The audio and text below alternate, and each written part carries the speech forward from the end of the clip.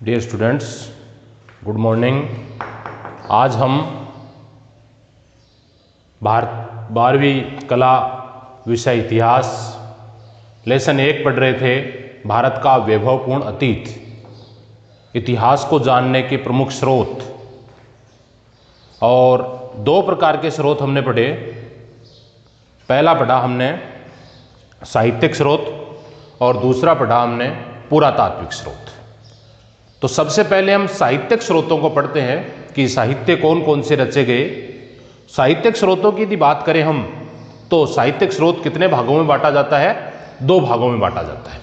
Number 1 है धार्मिक साहित्य, धर्म के आधार पर लिखे गए, और नंबर 2 है धर्मेतर साहित्य, जिसमें धर्म का उल्लेख नहीं है, मतलब ऐतिहासिक ग्रंथ। धर्मेतर साहित्य क्या है? ऐतिहासिक ग्रंथ जो लिखे गए वो धर्मेतर साहित्य हैं। सबसे पहले हम पढ़ते हैं धार्मिक साहित्य को। किसको पढ़ते हैं? धार्मिक साहित्य को। तो देखो, ये धार्मिक साहित्य है, इसको हम 3 भागों में बांटते हैं। धर्म के आधार पर जो भी पुस्तक लिखी गई, जिसका अंकन किया गया, उसे हम धार्मिक साहित्य कहते हैं। और धार्मिक साहित्य को कितने भागों में बांटा जाता है? 3 भागों में बांटा जाता है। नंबर 1 है ब्राह्मण साहित्य, नंबर 2 है बौद्ध साहित्य, और नंबर 3 है जैन साहित्य। तो सबसे पहले हम बात करते हैं ब्राह्मण साहित्य की। ब्राह्मण ग्रंथ, या यूं कहें कि वैदिक संस्कृति, या हम कह सकते हैं सनातन धर्म की जो संस्कृति है, उसे हम वैदिक साहित्य या धर्मेतर साहित्य के नाम से जानते हैं। तो सबसे पहला धर्मेतर साहित्य की बात करें तो ब्राह्मण साहित्य में सबसे प्राचीन ग्रंथ है ना, ये सबसे प्राचीन ग्रंथ क्या है? वेद है। वेद, और वेद जो है इसका अर्थ होता है, ये विद धातु से बना है। वेद किस धातु से बना है? विद, और इसका अर्थ होता है ज्ञान के भंडार। ज्ञान के भंडार, वेद क्या है? ज्ञान के भंडार है। और भारतीय जो संस्कृति है, इस संस्कृति का विशिष्ट उल्लेख कराने वाले साधन हैं। वेदों के द्वारा हमें संपूर्ण आर्य सभ्यता और संस्कृति की जानकारी मिलती है। वेदों के द्वारा किसकी जानकारी मिलती है? पहला प्रश्न ये बनता है। सबसे पहले तो यह था कि ब्राह्मण साहित्य के प्रमुख ग्रंथ कौन सा है? तो ब्राह्मण साहित्य का प्रमुख ग्रंथ वेद है, और वेद का अर्थ होता है ज्ञान के भंडार। क्लियर? और इसमें जानकारी किसकी मिलती है? आर्य सभ्यता, है ना।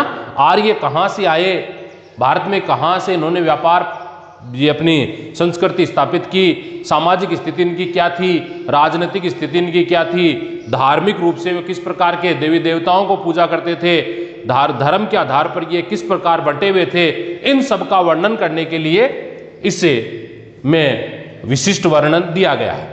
तो देखो, वेदों के द्वारा हमें संपूर्ण आर्य सभ्यता और संस्कृति की जानकारी मिलती है।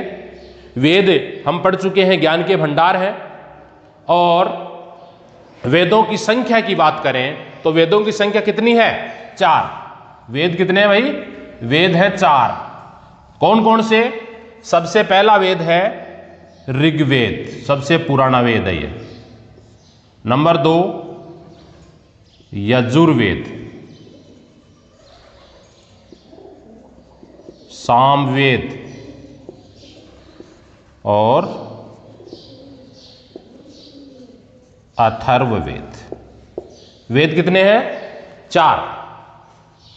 4 वेद हैं, ऋग्वेद, यजुर्वेद, सामवेद और अथर्ववेद। सर्वाधिक प्राचीन वेद सबसे पहला कौन सा लिखा आपने? ऋग्वेद। तो सबसे प्राचीन वेद कौन सा है? ऋग्वेद, सबसे पहले लिखा गया ये, है ना। वैदिक संस्कृति में सबसे प्राचीन वेद कौन सा है? ऋग्वेद। तो सबसे पहले हम बात करते हैं ऋग्वेद की। ऋग्वेद में 10 मंडल और 1028 सूक्त हैं। यह प्रश्न कई बार 1 नंबर का पूछा गया है। ऋग्वेद में कितने मंडल हैं? तो मंडल तो कितने हैं? 10। अध्याय, है ना। और सूक्त, श्लोक, सूक्त कितने हैं? 1028। यह प्रश्न कई बार पूछा गया है। वेरी इंपॉर्टेंट प्रश्न है कि ऋग्वेद में कितने मंडल हैं और कितने सूक्त हैं। तो कितने मंडल हैं? 10 मंडल हैं और 1028 श्लोक, सूक्त हैं। वेद के 4 भाग हैं, है ना। प्रत्येक वेद के 4 भाग हैं।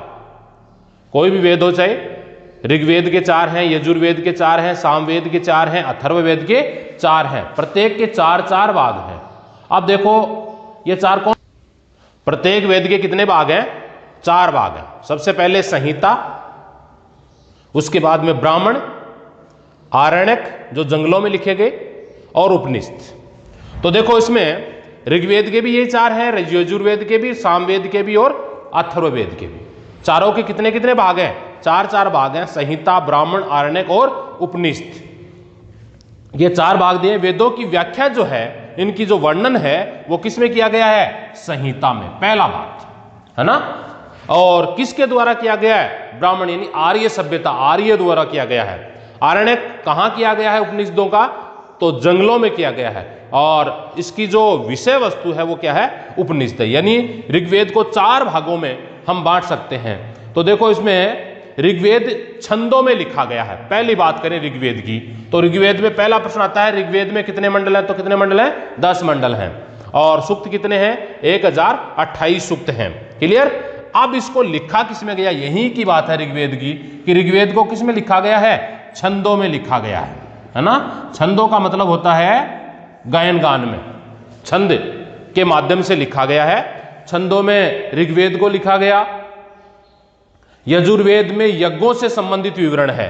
इसमें यजुर्वेद जो है, इसमें यज्ञ कर्मकांड, यज्ञ करवाने, किस टाइम कौन सा यज्ञ करवाना है ना, ये यज्ञों का जो भी वर्णन है वो किसमें है? यजुर्वेद में। यज्ञ से संबंध प्रावधान है। इसके बाद में सामवेद में आर्यों द्वारा गाई जाने वाली पद्धति है, या यूं कहें इसको संगीत वेद कहते हैं। प्रश्न आता है कई बार, वेरी इंपॉर्टेंट चीज है ये, संगीत वेद किसे कहते हैं? तो संगीत वेद कौन सा है? सामवेद। संगीत वेद किसे कहते हैं? सामवेद को संगीत वेद के नाम से भी जाना जाता है, क्योंकि आर्यों द्वारा जो भी ये जो गायन थे वर्तमान संस्कृति के दौरान, ये सब उस दौरान किस में लिखे हुए थे? सामवेद में। अथर्ववेद अथर्व ऋषि द्वारा लिखा गया। अथर्ववेद किसके द्वारा लिखा गया? अथर्व ऋषि द्वारा लिखा गया। इसके लिए इसका नाम क्या रखा गया? अथर्ववेद रखा गया। और इसके अलावा अथर्ववेद की रचना अथर्व ऋषि ने की। अथर्ववेद में ब्राह्मण ज्ञान, धर्म, समाज निष्ठा, औषधि प्रयोग, शत्रुओं का दमन, रोग निवारण, तंत्र मंत्र आदि विषय सम्मिलित है ना। यानी ये जो अथर्ववेद है, इसमें जितने भी कोई ये टूणा टोटका, दूसरे को कैसे नियंत्रण में किया जाए, युद्ध विद्या को कैसे अपनाया जाए, यानी वर्तमान जो समय की पद्धति है, वर्तमान समय का जो उल्लेख है, वो सबका सब वर्णन किस में मिलता है? आपको अथर्ववेद में मिलता है। वेदों के उपरांत यज्ञ और कर्मकांडों पर आधारित जो संहिता रचे गए वे ब्राह्मण ग्रंथ कहलाए। वेरी इंपॉर्टेंट प्रश्न है, लिख लेना इसको, कि ब्राह्मण ग्रंथों से आप क्या समझते हैं? तो वेदों के बाद में, मतलब पहले तो वेद लिखे गए, कौन कौन से? ऋग्वेद, यजुर्वेद, सामवेद और अथर्ववेद, ये चारों वेद लिखे गए। वेदों के बाद भी तो विषय वस्तु का वर्णन होता है। तो वेदों के बाद जो विषय वस्तु लिखी गई, वेदों के उपरांत यज्ञ और कर्मकांड, यज्ञ और कर्मकांड कौन से वेद में थे? अथर्ववेद में। अब इनको स्थायी रूप प्रदान करने के लिए, बाद में यज्ञों को समाज में स्थान देने के लिए जो कार्य किया गया, उसे हम क्या कहते हैं? ब्राह्मण ग्रंथ कहते हैं। आरण्यक ग्रंथों की रचना ऋषियों ने कहां की? आरण्यक, आरण्यक का होता है जंगल। आरण्यक ग्रंथों की रचना ऋषियों ने जंगलों में या वनों में की, जिसमें दार्शनिक विषयों का उल्लेख मिलता है ना। दर्शन, आप देखो ये दार्शनिक विषय क्या होते हैं, दर्शन में कौन कौन सी चीजें इंक्लूड होती है। तो दार्शनिक विषयों की बात करें हम,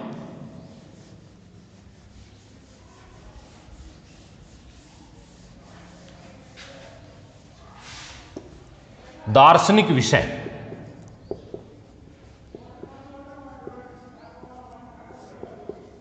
क्या है? दर्शन, है ना। फिलोसफर यानी अपने आप को भगवान से जोड़ना, और ये क्या है इसका अंकन करना, है ना। भगवान क्या है इस बात का अंकन करना, भगवान से कैसे जुड़ा जाए, यानी परमात्मा, परमात्मा से जुड़ने का जो काम है, ये क्या है? दार्शनिक है।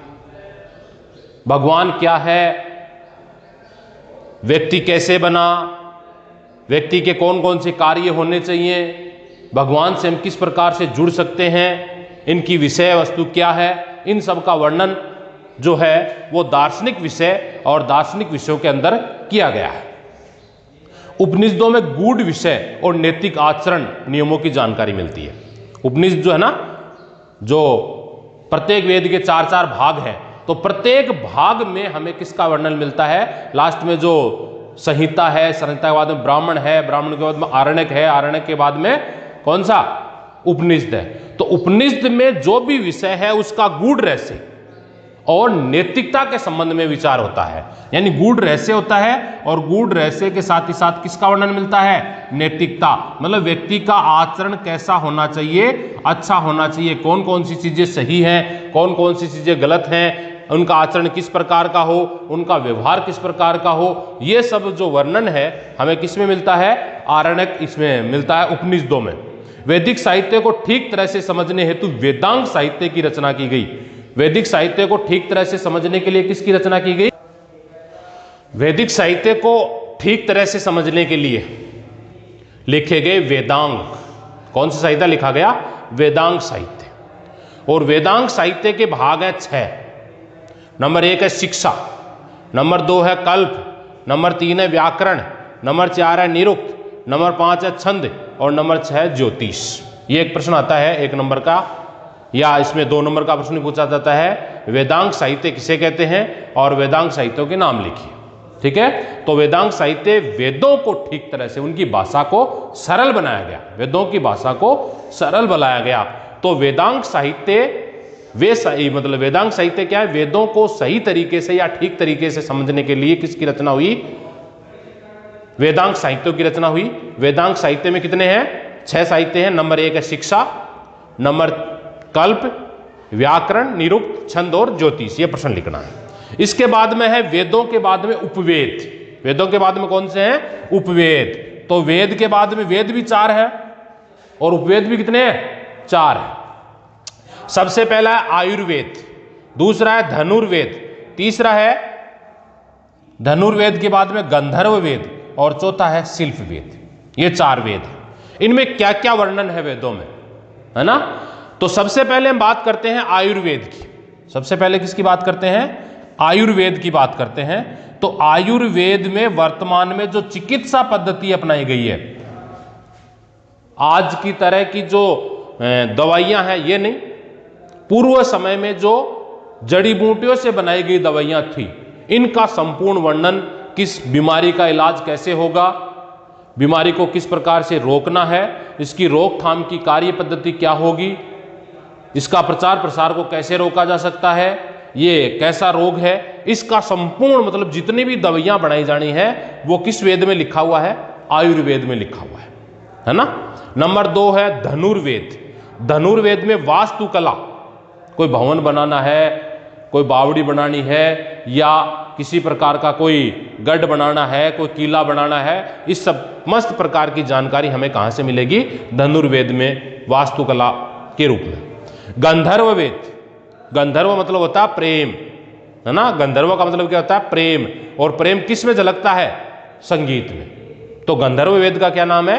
संगीत वेद। और अगला है शिल्प वेद। शिल्प वेद क्या है? सैन्य विज्ञान है। सैन्य विज्ञान है, सेना को किस प्रकार ज्ञान, टेक्निकल ज्ञान दिया जाए, सेना आगे कैसे बढ़े, इस समस्त प्रकार की जानकारी जो हमें मिलती है वो कौन से वेद में मिलती है? शिल्प वेद में मिलती है। अब देखो ये याद कैसे होंगे भाई? सबसे पहले बात करें हम आयुर्वेद की, कि आयुर्वेद में किसका वर्णन है। प्रश्न आ जाए कि उपवेद कितने हैं, उनमें नाम लिखिए तथा इसमें किस विषय का, विषय वस्तु का वर्णन मिलता है। तो देखो उपवेद 4, सबसे पहला आपको कैसे करना? आयुर्वेद, है ना? आयुर्वेद का मतलब हुआ दवा, ठीक है? आयुर्वेद का मतलब दवा, आयुर्वेद दवा है, तो दवा किससे संबंधित होगी? दवा कौन देगा? चिकित्सक देगा। तो ये इसमें आयुर्वेद में संपूर्ण जो वर्णन होगा वो किसके आधार पर होगा? चिकित्सा के आधार पर होगा, ठीक है? नंबर 2 धनुर। धनु मतलब होती है भुजा। धनु का मतलब क्या होता है? भुजा। और भुजा में हम क्या रखते हैं? धनुष। भुजा में हम क्या रखते हैं? धनुष। और ये जो धनुष है इससे हम क्या काम करते हैं? किसी भवन का निर्माण करते हैं, मेहनत का काम जो करते हैं वो किससे करते हैं? हम भुजा से करते हैं, है ना? तो इसमें वास्तुकला, वास्तुकला में मतलब हो गया किसी भवन का निर्माण करना, किसी किले का निर्माण करना, किसी मंदिर का निर्माण करना। ये सब पहले जो ढांचा बनाया जाता है, जो इंफ्रास्ट्रक्चर होता है उसका, जो आज के टाइम में बोले तो मानचित्र जो होता है, मैप बनाकर फिर तो हम काम करते हैं। तो जो मैप बनाना है ये काम किस में होगा? इस वास्तुकला में होगा। गंधर्व, गंधर्व का मतलब होता है प्रेम, है ना, और प्रेम किस में झलकेगा? संगीत में।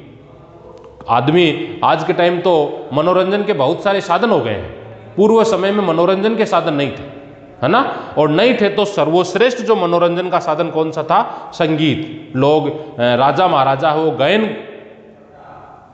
का यूज करते थे, गायन, जगह जगह नृत्यांगनाएं बुलाते थे, नाचने वालियों को बुलाते थे। ये सब क्या था? संगीत वेद था। और अंत में है शिल्प वेद। शिल्प वेद में सेना संबंधी जानकारी, उनको ट्रेनिंग कैसे दी जाए, सेना को कौन कौन से अधिकार दिए जाएं, सेना किस प्रकार से आगे बढ़े, इन सब का वर्णन भी हम किस में मिलता है? संगीत वेद में मिलता है। वेदों के बाद एक और यदि हमें जो जानकारी मिलती है भारतीय इतिहास को जानने के धार्मिक साहित्य के रूप में, तो वो है वेदों के उपरांत विभिन्न ऋषियों द्वारा स्मृतियों की रचना की गई। किसकी रचना की गई? स्मृतियों की रचना की गई, जिसमें दो मुख्य हैं, एक तो मनुस्मृति और एक याज्ञवल्क्य स्मृति, है ना। मनुस्मृति सर्वश्रेष्ठ है और उसके बाद में याज्ञवल्क्य, दो स्मृतियां हैं जिसमें विशेष वर्णन मिलता है। इसके अलावा बात करें हम ब्राह्मण साहित्य की, तो हमारे यहाँ रामायण और दूसरा है महाभारत, महाकाव्य, है ना। इससे भी इतिहास की जानकारी मिलती है, उस समय की सामाजिक, आर्थिक, राजनीतिक, सांस्कृतिक समस्त प्रकार की जानकारी हमें किससे मिलती है? रामायण से मिलती है और महाभारत से लिखती है। तो इसके रचयिता कौन है? दोनों के रचयिता पूछे जाते हैं। ये एक बार रीट में पूछा, जब टेट चालू हुई थी उस टाइम पूछा था महाभारत के रचयिता। तो महाभारत के रचयिता है वेदव्यास, देवपणिनि वेदव्यास, और इसके वाल्मीकि। ठीक है। इसमें भी उस समय के इतिहास के संबंध में समस्त प्रकार की जानकारी, रामायण में भी और महाभारत में भी। ये महाकाव्य है, उसमें उस समय की सामाजिक स्थिति, उस समय की राजनीतिक स्थिति, उस समय की आर्थिक स्थिति, इन सब का वर्णन मिलता है। इसके अलावा पुराणों में भी भारतीय इतिहास की जानकारी मिलती है। पुराणों की संख्या 18 है, जिसमें मार्कंडे, ब्राह्मण, वायु, विष्णु, भागवत और मत्स्य पुराण प्रमुख है। सबसे प्राचीन जो पुराण है वो है मत्स्य पुराण। पूर्व में जो सबसे पहले जो लिखी गई पुराण, उसका नाम क्या है? मत्स्य पुराण है। मत्स्य प्राचीन सबसे, जिसमें उस समय की सांस्कृतिक इतिहास की जानकारी मिलती है। इसके 5 प्रमुख विषय हैं, जिसमें सर्ग, प्रतिसर्ग, मनवंतर और वंशानुचरित, ये प्रमुख साहित्यों के रूप में लिखा गया। ब्राह्मण साहित्य आपका कंप्लीट हो चुका है। अब हम पढ़ेंगे बौद्ध साहित्य, बौद्ध धर्म। तो देखो, प्राचीन भारतीय इतिहास के निर्माण में बौद्ध साहित्य की महत्वपूर्ण भूमिका है, और बौद्ध साहित्य जो प्रमुख है उसको हम कहते हैं त्रिपिटक। क्या कहते हैं? त्रिपिटक। त्रि यानी 3, पिटक यानी पुस्तकें। सबसे पहली है विनय पिटक, विनय पिटक। दूसरी है सूत पिटक, और तीसरी है अभिधम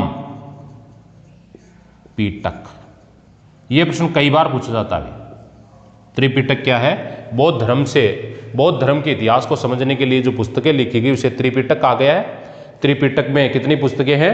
3 पुस्तकें हैं, जिसमें सूत पिटक, विनय पिटक और अभिधम पिटक। इसलिए इसे त्रिपिटक कैसे है? इसमें बौद्ध धर्म के नियम आचरण संग्रहित है। किसमें? इस त्रिपिटक में।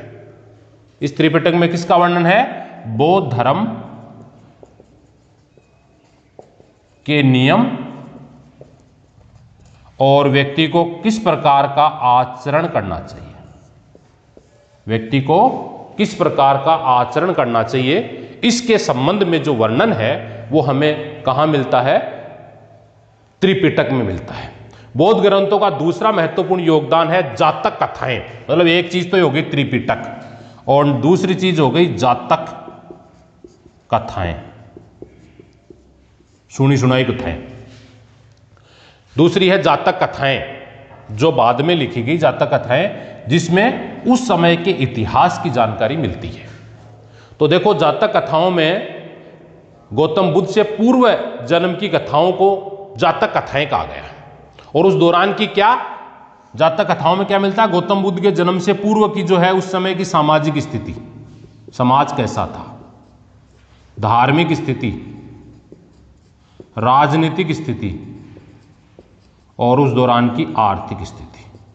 जातक कथाओं में क्या मिलता है? गौतम बुद्ध के जन्म से पूर्व जन्म की जो घटनाएं हैं उसे जातक कथाएं कहा जाता है। और उस समय उस दौरान उसमें सामाजिक स्थिति, धार्मिक स्थिति, राजनीतिक स्थिति और आर्थिक स्थिति का वर्णन मिलता है। इसकी संख्या 549 है। जातक कथाएं, ये प्रश्न आता है कई बार, जातक कथाएं कितनी है? 549। इसके अलावा, किसके अलावा? इन जातक कथाओं के अलावा भारतीय इतिहास को देखो, बौद्ध साहित्य को समझने के लिए आपने पढ़ा सबसे पहले त्रिपिटक, त्रिपिटक के बाद में जातक कथाएं। जातक कथाओं के अलावा पाली भाषा में अन्य ग्रंथ लिखे गए।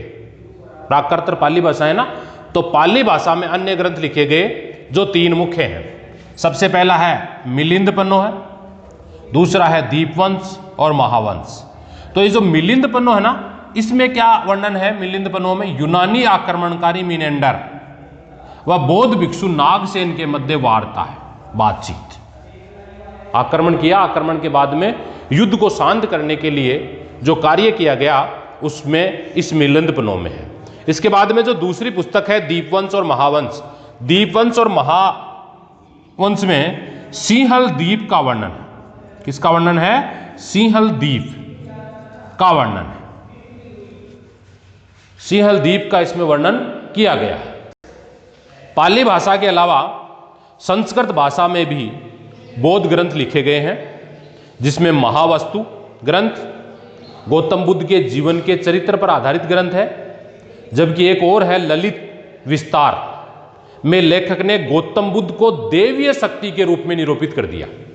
गौतम बुद्ध ने क्या बना दिया? देवता बना दिया कि वह ये देवता की तरह पूजा जाने लगा।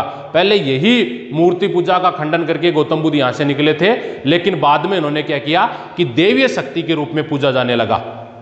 इसके बाद में और यदि बात करें अन्य पुस्तकों की, तो मंजूश्री, मूलकल्प, अश्वघोष का बुद्ध चरित्र, शोधरानंद काव्य में भी ऐतिहासिक जानकारी मिलती है। इसमें गौतम बुद्ध के जीवन चरित्र और शिक्षाओं की जानकारी मिलती है।